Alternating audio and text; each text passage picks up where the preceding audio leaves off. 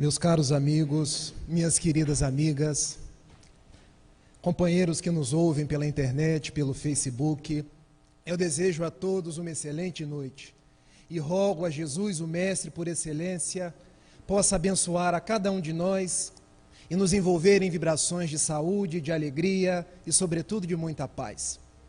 É com imenso contentamento na alma que retorno a esta casa, a Congregação Espírita Paz e Harmonia, com o mesmo contentamento que estou em Itapiruna, na presença do meu pai, na presença de amigos, de familiares, de pessoas que são muito queridas, que pessoas que fizeram parte da minha história, que me auxiliaram em momentos difíceis e que hoje estão numa noite belíssima de domingo, refletindo sobre as lições de Jesus, sob a ótica da veneranda doutrina espírita.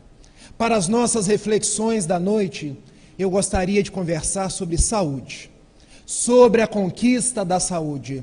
Não essa saúde que a gente conquista apenas com remédios, com os tratamentos do mundo, que são importantes, mas que devem ser aliados ao tratamento do espírito, que é a fonte criadora de tudo.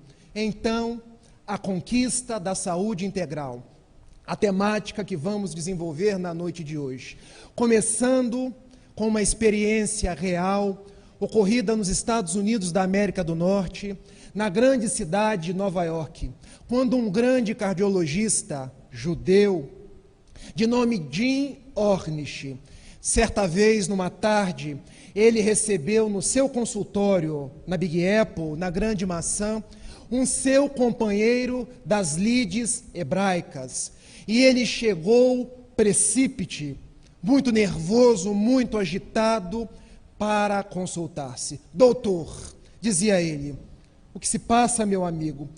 Eu vim consultar porque eu tenho tido o coração batendo num ritmo acelerado.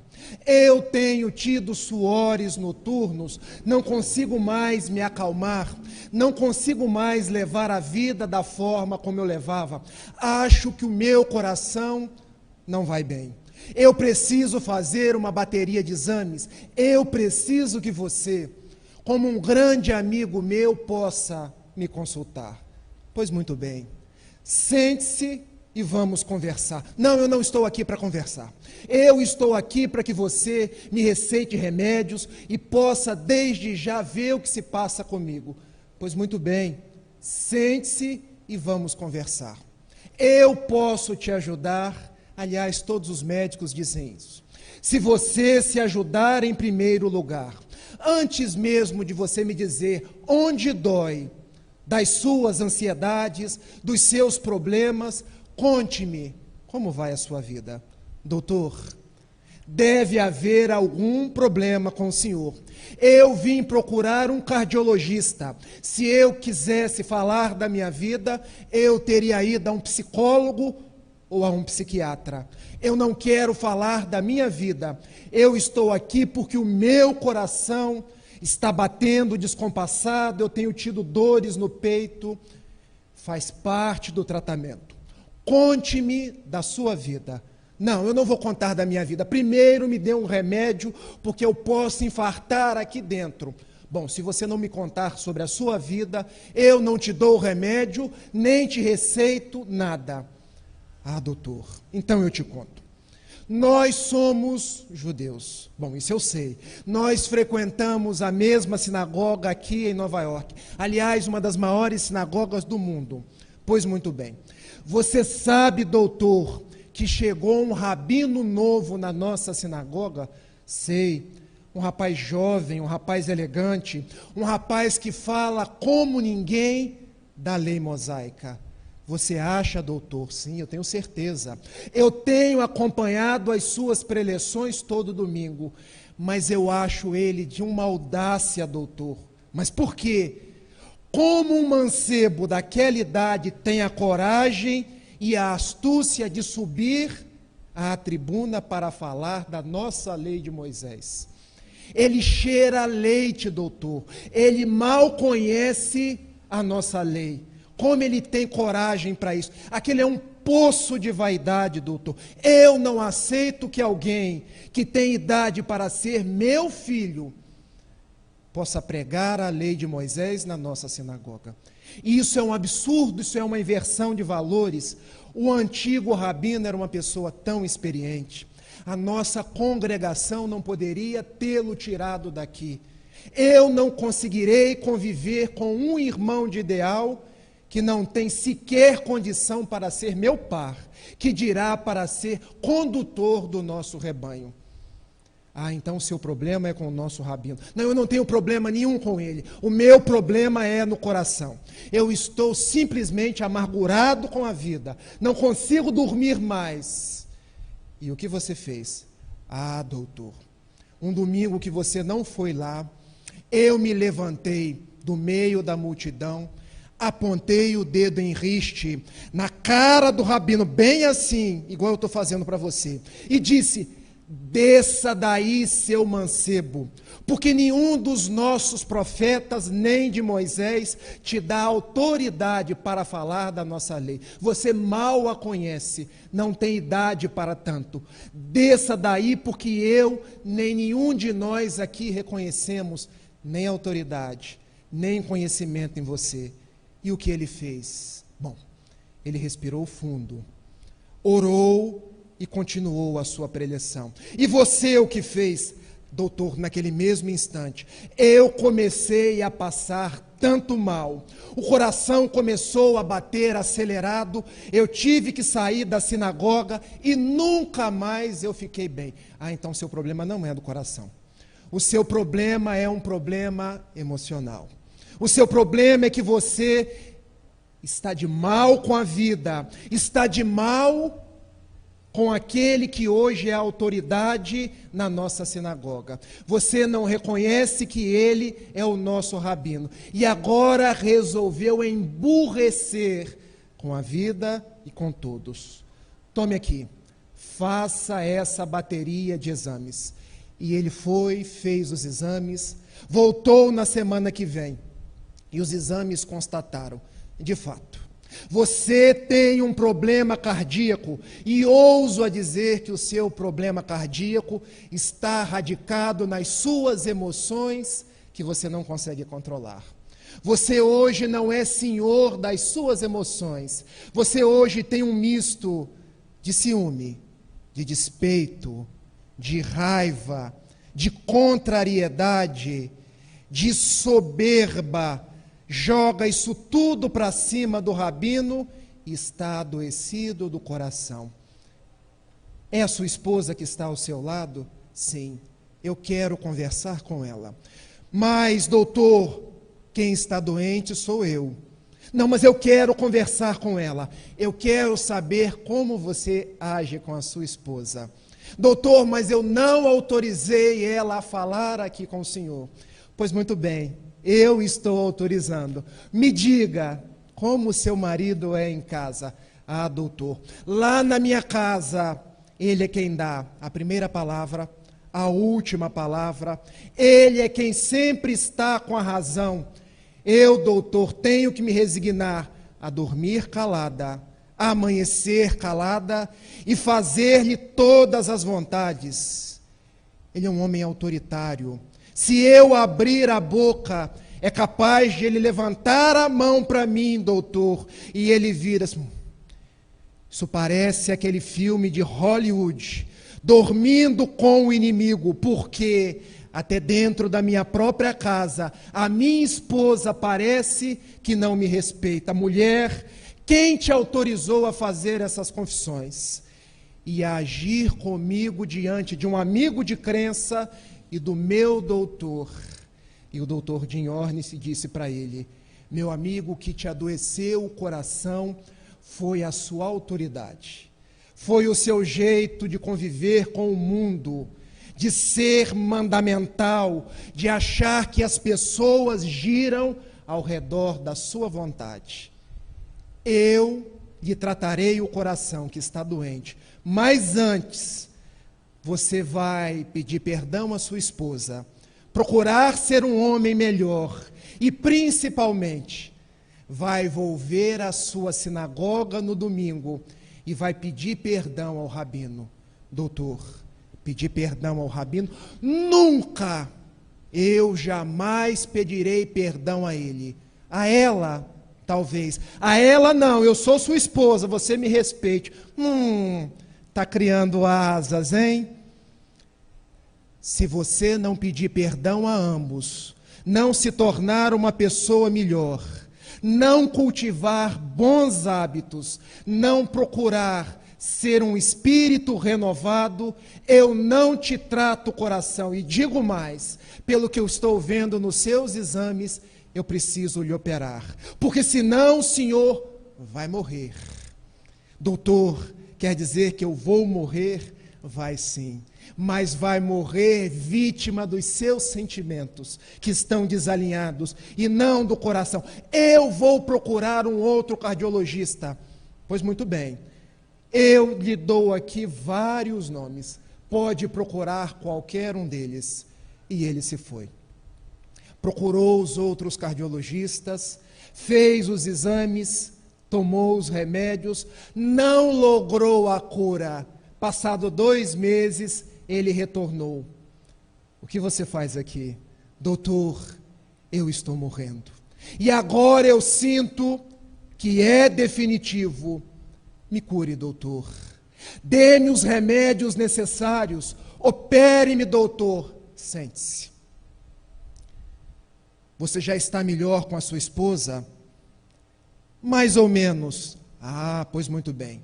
Agora vá até a sua sinagoga e peça perdão ao rabino. Doutor, isso não. Então pode ir embora, encomende o seu caixão, que eu falarei no seu enterro. Doutor, eu estou morrendo. Tenha compaixão de mim.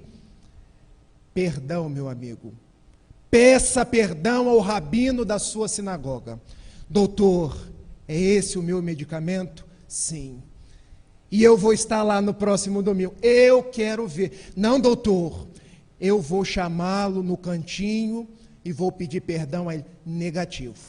Na hora de desacatá-lo, você subiu no meio da sinagoga, apontou o dedo em riste e falou em público. Agora você quer chamar no cantinho? Não. Você vai fazer do mesmo jeito. Porque, meus amigos, nós temos o curioso hábito de atacar, de violentar, de falar mal, de agredir em público e depois de pedir desculpas no cantinho, no particular. A receita foi em público.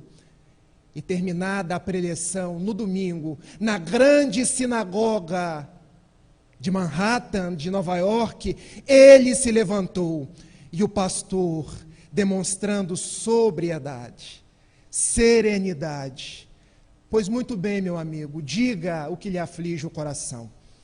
E ele disse: eu quero lhe pedir perdão. Há 2 meses atrás, eu lhe desacatei em público. Eu disse que você não tinha condições de ser o nosso rabino. Eu disse que nenhum dos nossos profetas e nem Moisés te dava autoridade para falar a qualquer um de nós. Mas eu me equivoquei.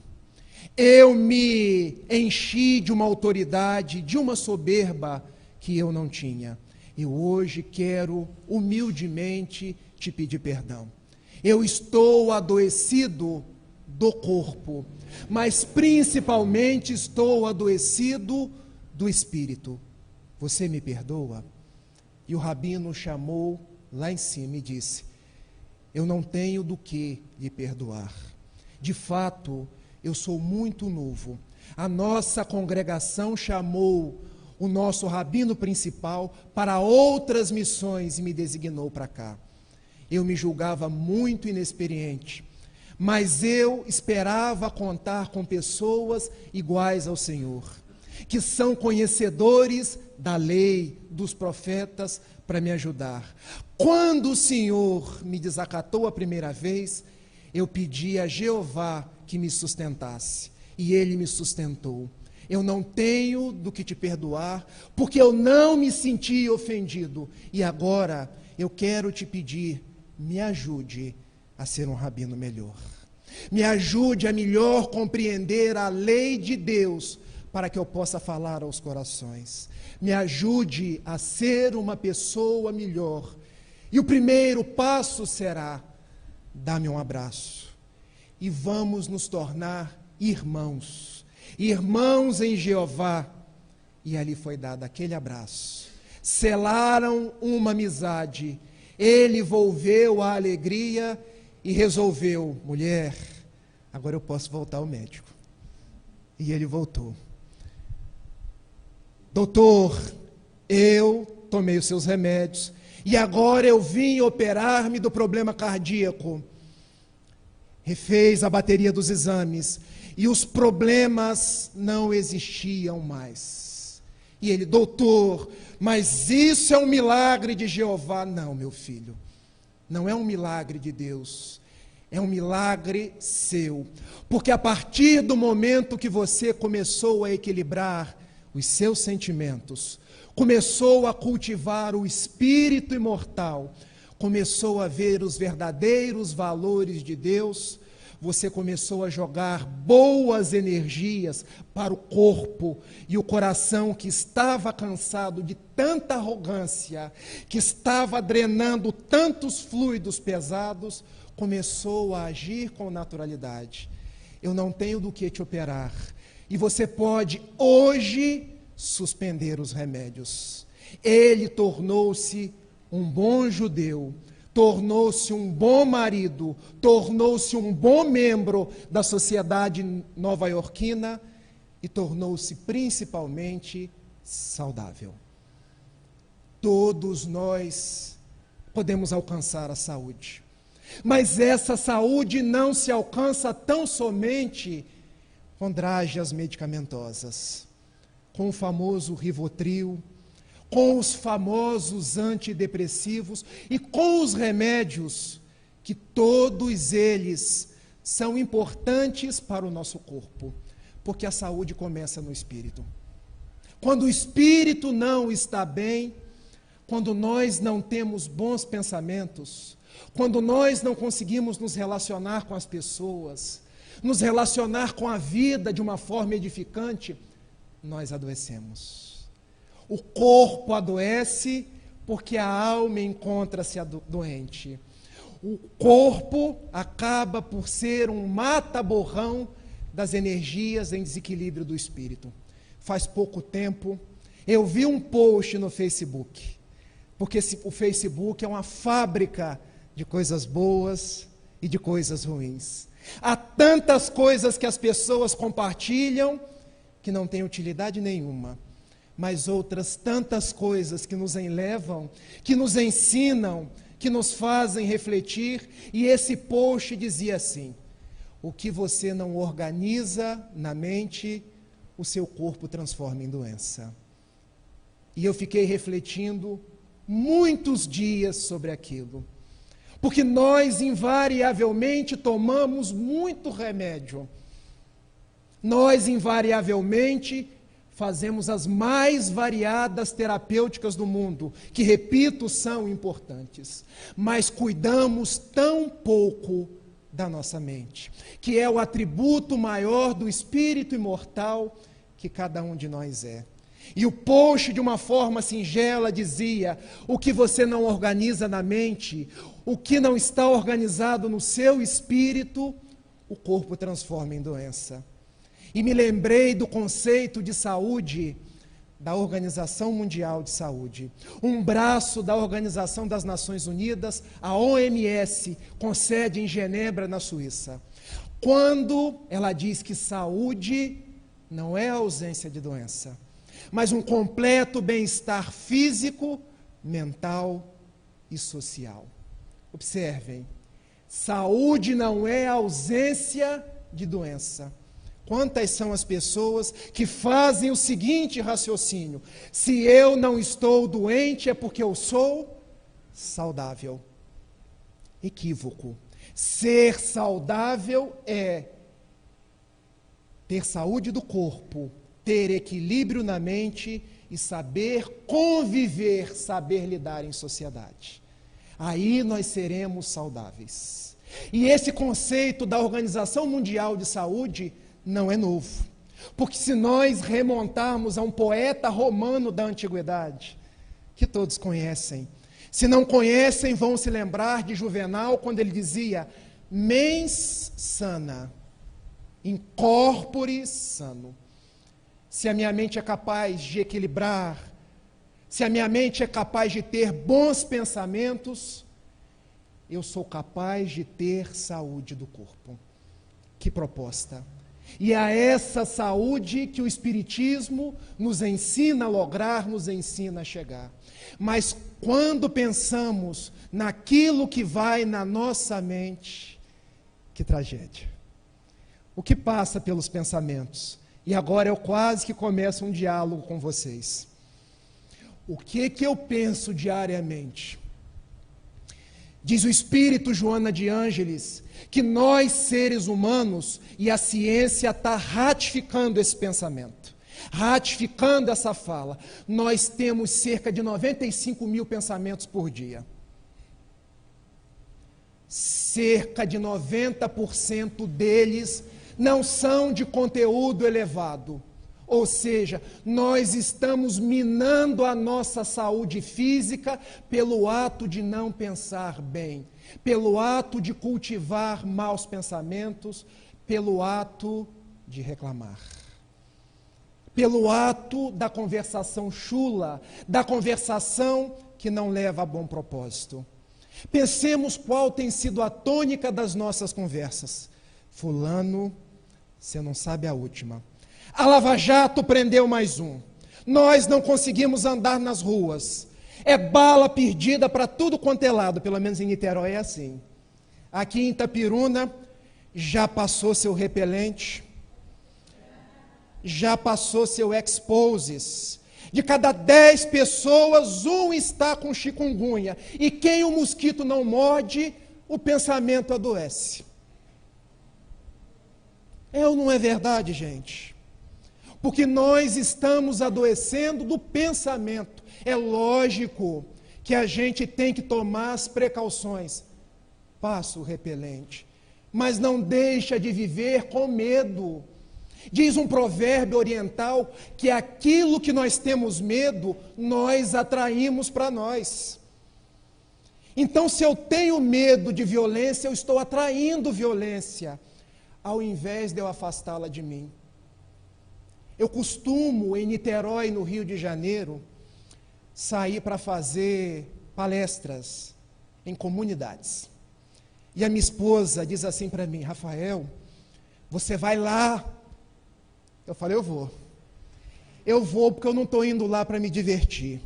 Eu não estou indo lá para usar qualquer tipo de coisa incorreta. Eu estou indo lá para falar para irmãos meus.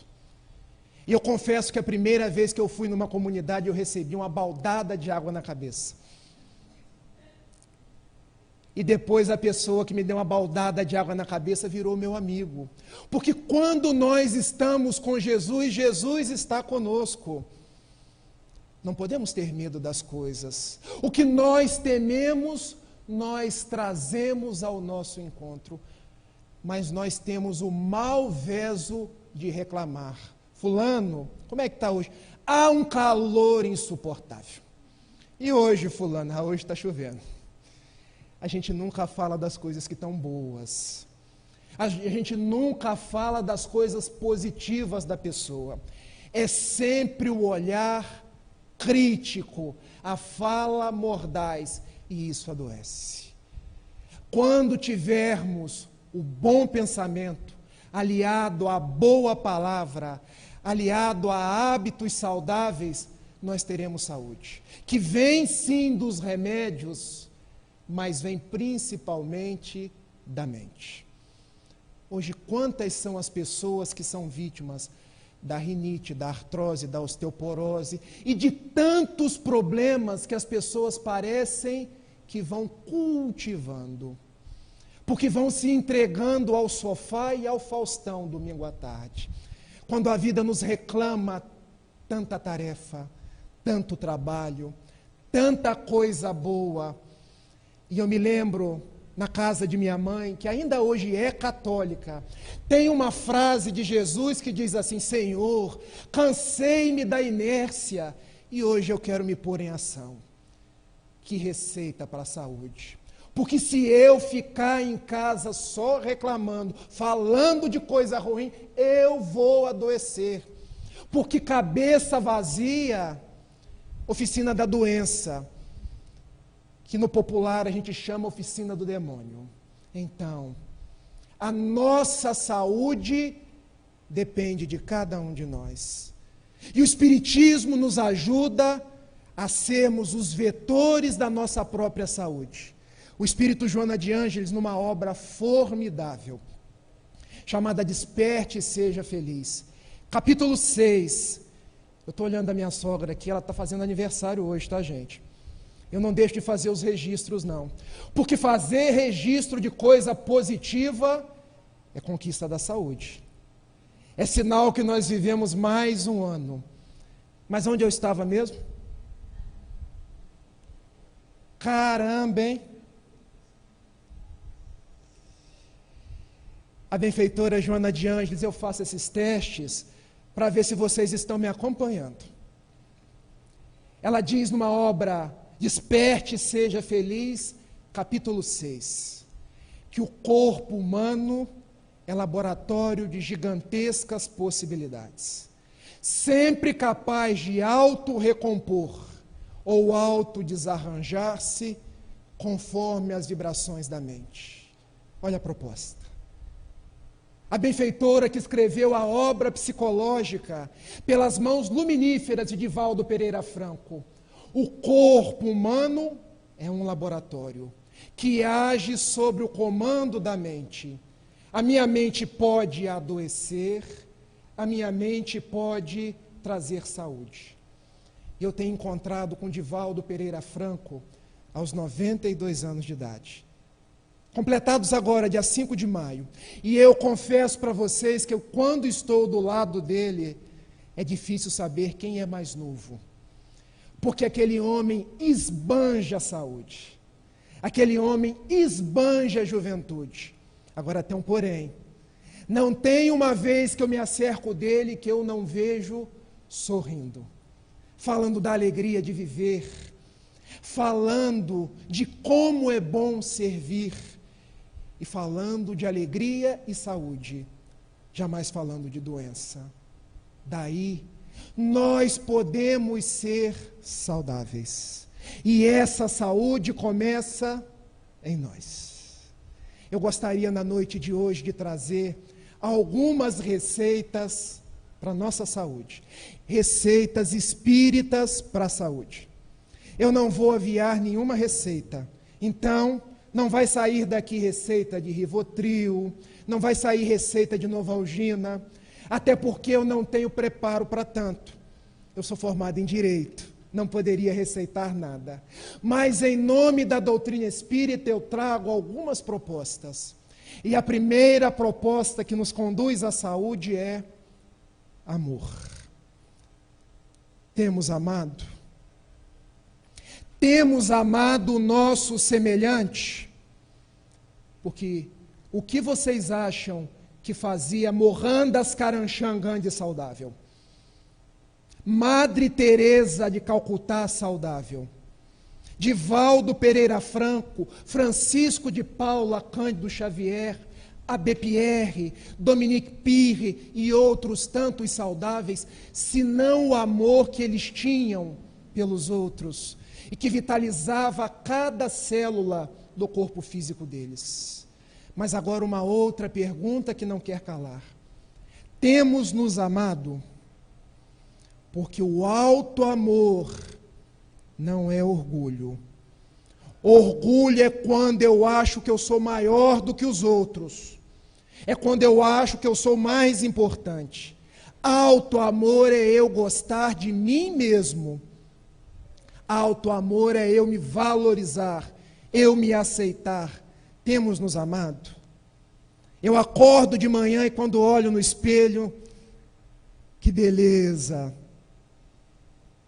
Ou faz igual a minha assim, olha, está faltando um cabelinho aqui, estou magrinho. alto amor. E a primeira proposta é amor, porque o amor é o grande elixir para a nossa saúde. E eu não poderia deixar de contar uma história que meu pai sempre pede para que eu conte. E ele diz assim para mim: meu filho, eu ainda estou vivo por causa do João Flores. Eu falo assim: pai, não é João Flores, pai, é John Flório. É porque a história, o nome dele é em inglês, mas ele traduziu, ficou João Flores. E eu vou contar para vocês aqui agora a história do John Flores, porque eu comecei falando de um cardiologista, e agora eu vou para um cancerologista, ou um oncologista. O nome dele é Bernie Siegel, natural de Massachusetts, nos Estados Unidos. Quem quiser depois pode procurar na internet. Ele tem um best-seller chamado Amor, Medicina e Milagres, um livro notável. E na sua obra ele conta a história de John Flório, de João Flores, um paciente de 78 anos de idade, que uma vez chegou ao seu consultório trazendo muitas dores na região do estômago. Ele precisava urgentemente saber o que era.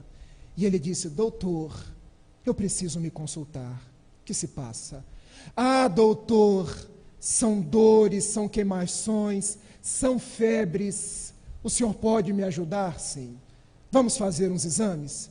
Foi feito. Câncer cruel, devastador, já com metástase. Eu gosto de falar porque hoje em dia nós temos muitas pessoas com câncer, pessoas que estão desistindo da vida sem precisar. Eu tenho que te operar urgentemente, disse o doutor Bernie Siegel. Ele: doutor, nós estamos na primavera. A primavera é uma idade ótima para a operação. Se eu não te operar agora, você vai viver no máximo 4 meses. Isso se não ocorrer uma síncope, uma parada geral do organismo e você morrer antes. Doutor, eu sou floricultor. Eu não posso me operar na estação mais bonita do ano. Mas por quê? Doutor, eu amo a vida. Eu amo a mim mesmo. Eu amo as pessoas. E o meu amor se expressa de uma forma mais magistral na primavera. Conte-me essa experiência, doutor. Eu todos os dias de manhã, eu faço a minha oração, eu converso com as minhas flores e saio para vendê-las. Quem não tem dinheiro para comprar, eu dou. Mas eu converso com todo mundo, dizendo da beleza da vida, dizendo da grandeza do amor de Deus e dizendo como é bom viver. Eu não posso me operar e perder a melhor estação do ano. Daqui a uns 6 meses, 7, 8, quando vou ver o inverno, eu me opero. Você não chegará ao inverno, você vai morrer antes. Doutor, eu não vou morrer. Ele levantou e foi-se embora. O doutor Bernie Siegel pegou o prontuário, jogou na gaveta dos pacientes falecidos. Falecidos não, desencarnados. Passaram-se 7 meses. John Flório apareceu, a secretária olhou de um lado, de outro, achou que estava vendo um fantasma. Não precisa me anunciar. Eu quero fazer uma surpresa. E entrou na sala de Bernie Siegel. E Bernie Siegel olhou para ele e disse: quem é o senhor? Eu sou John Flório. E eu vim me operar. Não, você não é John Flório. Você é uma pessoa fazendo passar por John Flório. Esse homem já morreu. Não, doutor, eu sou John Flório. Eu vim me operar. Sente-se e conte-me o que você fez nos últimos 7 meses. Doutor, você me deu um grande susto. Você me disse que eu tenho um câncer com várias metástases, que eu tinha que me operar, fazer quimioterapia, fazer radioterapia. E eu disse para esperar o inverno. Você disse que eu ia morrer, mas eu todos os dias acordava de manhã, fazia minha oração a Deus e conversava com o meu estômago. O Senhor fazia o quê? Conversava com o meu estômago. Olha, eu já vi pacientes que conversam com cachorros. Eu já vi pacientes que conversam com plantas. O Senhor é o primeiro que conversa com um estômago. Conte-me como é isso. Ah, doutor, é tão simples. Eu pensava no meu estômago e dizia assim para ele: meu estômago, existem uns inimigos tentando nos abater, mas nós somos mais. Eu com Deus sou maioria. Eu recitava a epístola de Paulo para ele, doutor, e eu dizia: nenhum inimigo vai nos vencer, porque nós somos maiores do que qualquer inimigo, do que qualquer câncer. Todos os dias eu conversava com o meu estômago, e passei a conversar com o meu rim, passei a conversar com a minha bexiga, passei a conversar com tudo, porque por cautela, o Senhor disse que estava espalhando, eu conversei com o corpo inteiro, e mandava energia positiva, doutor, e mandava energia positiva, e aqui eu estou. Vamos operar agora. Vamos para o centro cirúrgico. O doutor Bernie Siegel tirou 3/4 partes do estômago dele. Receitou-lhe imediata quimioterapia, para logo em seguida começar a radioterapia. E disse assim: olha, ninguém vive com 1/4 do estômago. Eu vou te dar uma sobrevida de no máximo 1 ano. Ah, doutor, 1 ano, mais uma primavera, mais um verão, está ótimo. Mas eu vou viver mais. Você acredita? Meu filho, eu sou um cientista. Eu fiz faculdade de medicina. Eu acredito no que o laboratório pode me demonstrar. E ele se foi. E John Florio, e Bernie Siegel pegou o prontuário de John Florio, colocou na gaveta dos pacientes falecidos. Passaram-se 1 ano e 2 meses. Retorna John Florio ao consultório do Dr. Bernie Siegel. Quando ele começa a entrar, a recepcionista cai da cadeira, dura com os pés para cima. Ele abre a porta e entra. O Dr. Bernie Siegel olha para ele e começa: 911. Discando para a polícia: doutor, o que você está fazendo? Eu estou chamando a polícia. Por quê, doutor? Alguém na minha frente tentando se passar por um paciente falecido meu. Doutor, não é ninguém não, sou eu mesmo. É você? Venha, sente-se aí e conte como você viveu durante todo esse tempo. Ah, doutor, eu só voltei porque eu queria te fazer uma pergunta. Eu esqueci, doutor, é porque você disse que eu só tinha 1/4 parte de estômago e que eu não ia viver muito. Eu esqueci de perguntar o que eu posso comer, doutor.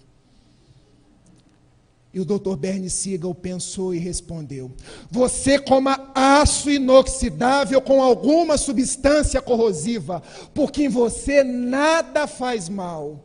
E agora conte-me como você sobreviveu. Ah, doutor, você já sabe que eu converso com o meu estômago.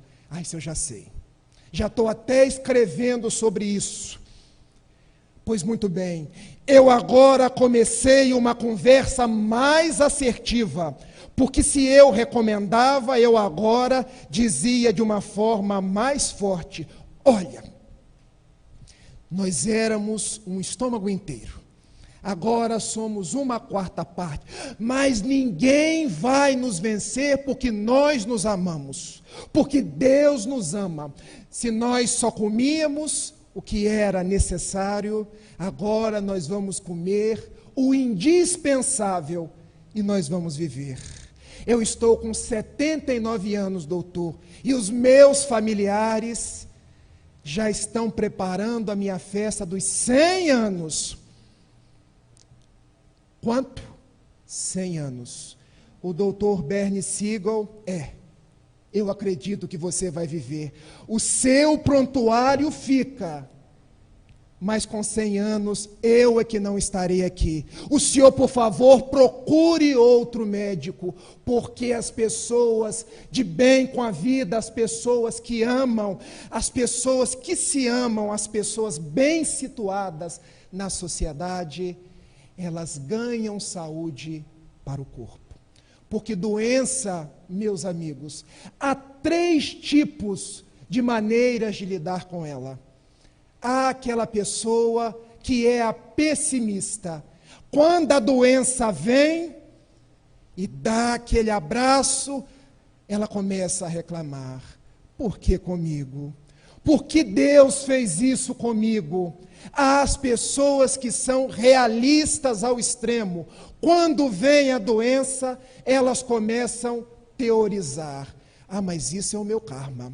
Eu preciso passar por isso para poder me elevar. E há o 3º tipo de pessoas, que são as pessoas otimistas. Doença?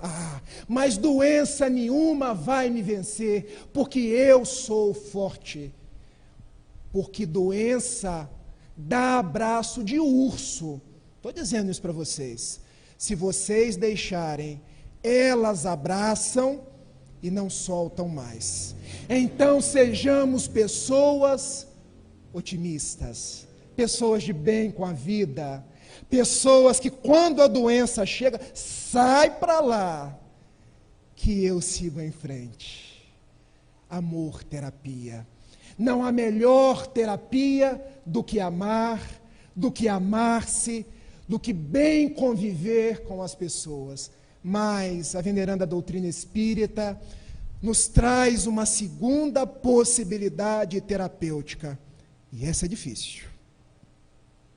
Essa é tão difícil que quando eu vou falar nela, eu faço um dia inteiro de orações antes, para que eu possa pensar em todas as pessoas que eu preciso perdoar. E em todas as pessoas que eu preciso pedir perdão. Porque é a perdão terapia.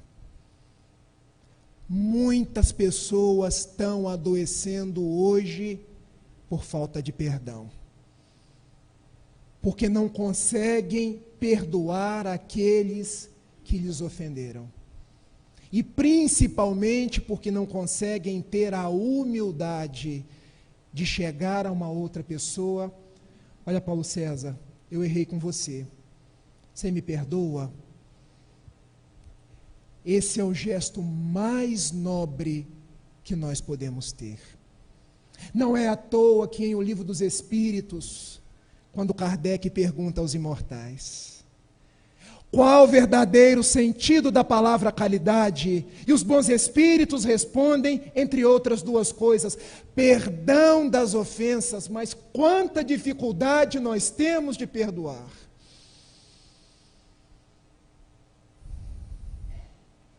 E por que é tão difícil? Porque nós temos uma coisa em nós chamada orgulho. Porque nós nos achamos melhores do que as outras pessoas. Porque nós não julgamos que aquilo que a outra pessoa faz, nós também fazemos. E fazemos às vezes pior. E nos colocamos na condição de cobradores. As nossas reuniões de desobsessão estão cheias de espíritos infelizes, porque a obsessão é um complexo que infelicita 2 espíritos, o obsidiado e o obsessor. Receita para a saúde, perdão. Há uma escritora gospel norte-americana que escreveu vários livros. O nome dela é Stormy Omartian, e ela diz assim: o perdão não faz a outra pessoa correta. O perdão te faz livre. Perceberam a profundidade da frase? O perdão não torna a outra pessoa correta. Se a outra pessoa errou, ela vai arcar com as consequências, mas não sou eu que vou cobrar. ela endividou-se com uma lei maior. Quando eu perdoo, eu me liberto.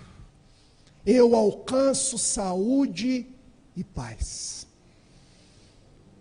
Já pararam para pensar o que significa a palavra ressentimento? Existe um palestrante espírita de uma fala muito suave, chamado Rossando Klingen. Ele é um psicólogo.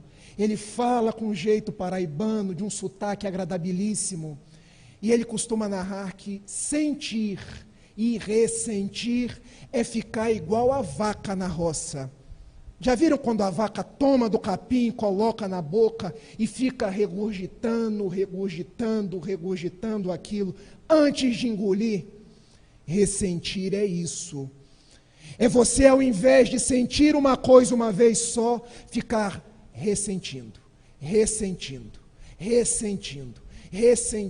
E aquilo vai te adoecer. Não há organismo que aguente a falta de perdão. Não foi por outra razão que William Shakespeare, quando escreveu o notável livro Hamlet, ele teve a ocasião de assinalar que guardar ressentimento é igual tomar uma taça de veneno e esperar que o outro morra. A minha querida avó desencarnada, Dona Antônia Cristina de Siqueira, uma vez, já em espírito, ela me confidenciou que um câncer que ela desenvolveu em vida, um câncer no colo do útero, foi resultado da falta de perdão. Perdoar àqueles que lhe agrediram. Perdoar àqueles que não souberam aconchegar-lhe ao coração. E de tanto guardar mágoa, o corpo não aguentou. E aquela energia pesada precisou ser drenada por algum lugar. Hoje ela está muito bem, mas me pediu para que narrasse para vocês aqui agora que falta de perdão dá câncer. Ressentimento causa dissabores orgânicos. Então, ao invés de tomar inúmeras dragas, vamos adotar uma postura saudável, harmônica e pacífica. Perdão terapia. Terceira proposta, labor terapia. Não há ninguém que alcance saúde sem trabalho. Não é de hoje que eu escuto o Guilherme, e eu gosto sempre de falar nas pessoas aqui de cima, porque são pessoas queridas. São pessoas que eu passei uma vida com elas, que seguraram na minha mão nos momentos mais difíceis. E quando eu caía pelas ruas em Itapiruna, vítimas de complexos obsessivos cruéis, ou caía em Niterói e ligava para ele, ou o meu sogro chamava ele para me acudir, ele dizia assim: meu filho, nunca descure do trabalho no bem, porque é a maior receita de saúde. E sabe, tio, eu chamo carinhosamente de tio, e está gravando, e eu não ligo. Porque falar bem de uma pessoa, a gente fala para o Facebook. E ele dizia: meu filho, entregue a sua vida ao trabalho de Jesus. E eu hoje me lembro de Emmanuel, quando pelas mãos de Chico consignou que todos evoluem desidratando, seja pelas lágrimas do sofrimento ou pelo suor do trabalho. A escolha é de vocês, a escolha é nossa. A palavra é de Emmanuel, a escolha é nossa.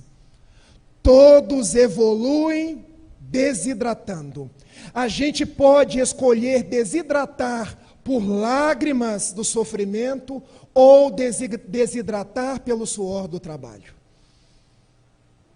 Receita de saúde, então, trabalhar.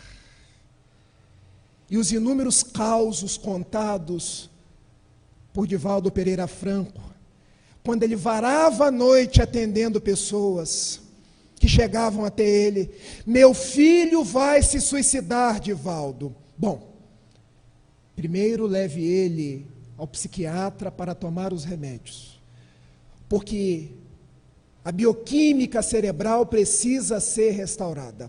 Depois leve ele a um bom psicólogo, dizia Divaldo Pereira Franco, para que ele coloque na terapia os dramas existenciais que o estão levando a esse ato. E depois traga-o para a mansão do caminho, para a terapêutica espírita, para a terapêutica do passe, a terapêutica da água fluida, a terapêutica do estudo evangélico e principalmente a terapêutica do trabalho. Mas Divaldo, o meu filho não levanta da cama. Minha irmã, traga ele para a mansão do caminho, porque quando ele começa a suar no meio dessas crianças, fazendo o trabalho braçal, os obsessores desconectam e os benfeitores ganham acesso. E eu nunca esqueci aquilo. Os obsessores desconectam e os benfeitores ganham acesso. Então, no panelão de sopa do Humberto de Campos, é que Dr. Bezerra de Menezes aproxima da gente. E não tão somente nas reuniões mediúnicas, muitas vezes trancafiado dentro de uma sala com o ar-condicionado bem geladinho. É na tarefa da evangelização espírita que o espírito de Sheila aproxima da gente. Trabalhar é um elixir de saúde. E eu hoje estou aqui cheio de problemas.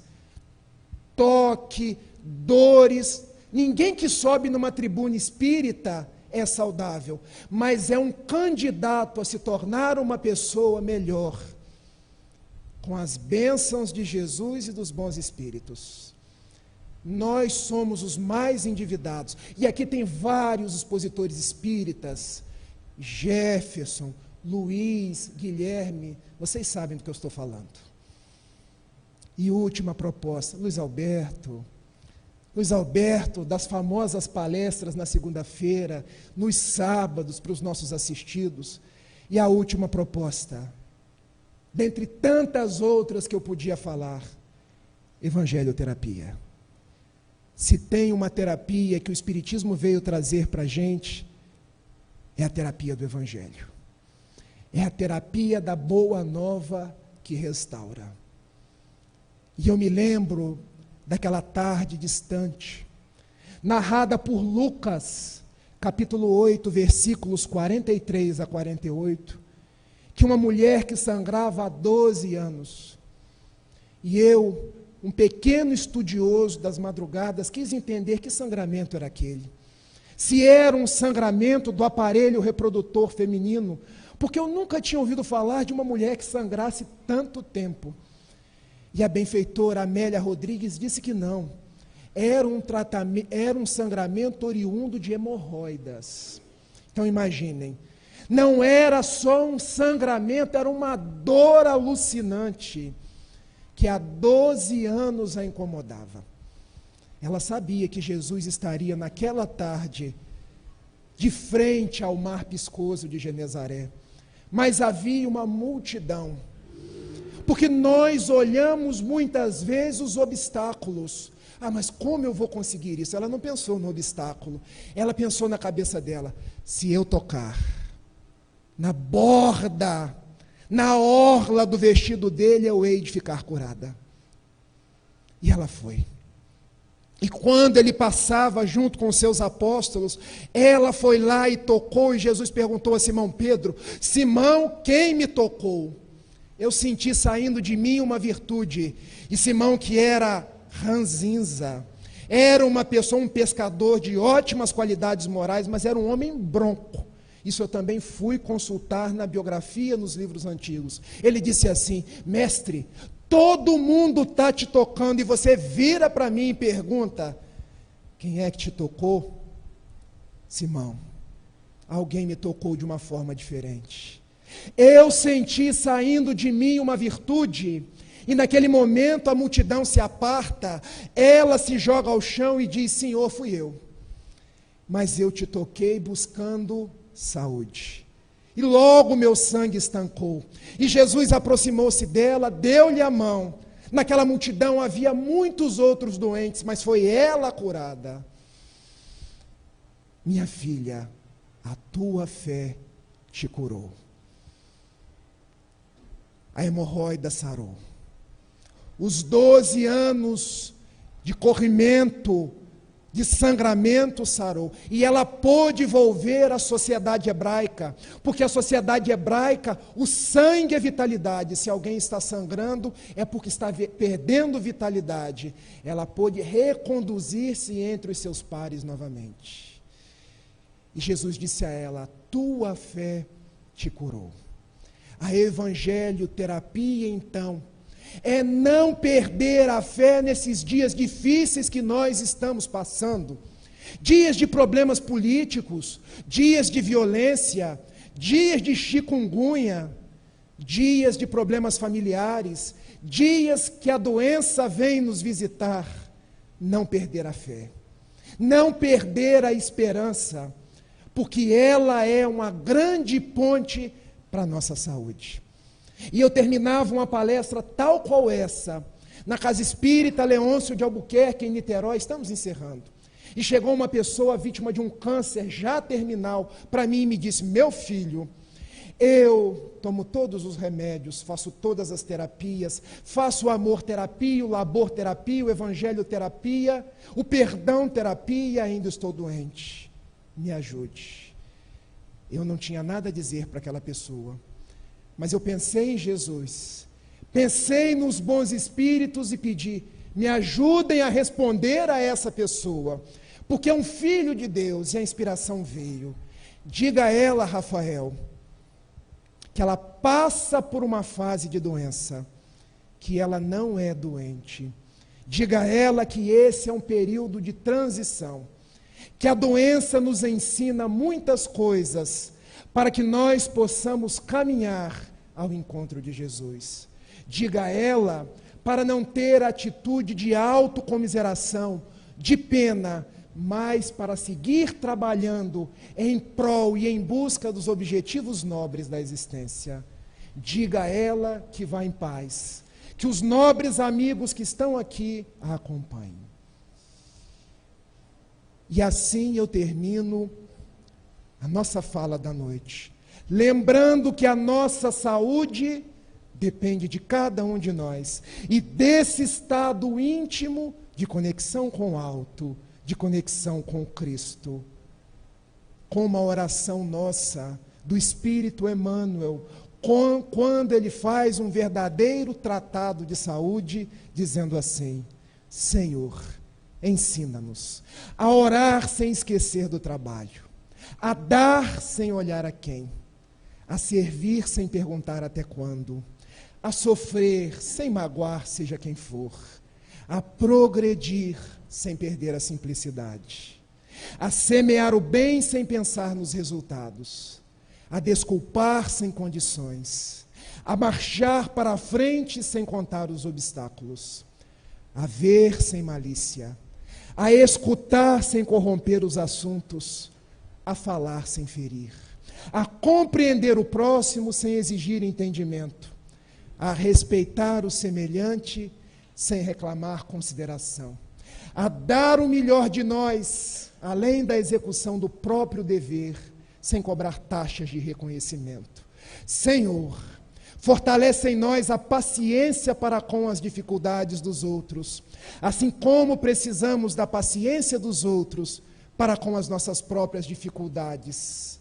E ajuda-nos sobremodo a entender que a nossa receita de felicidade, a nossa receita de saúde, será invariavelmente quando cumprirmos os teus desígnios, onde e como queiras, hoje, agora e sempre. Muita paz, meus amigos, e muita saúde também. Que assim seja.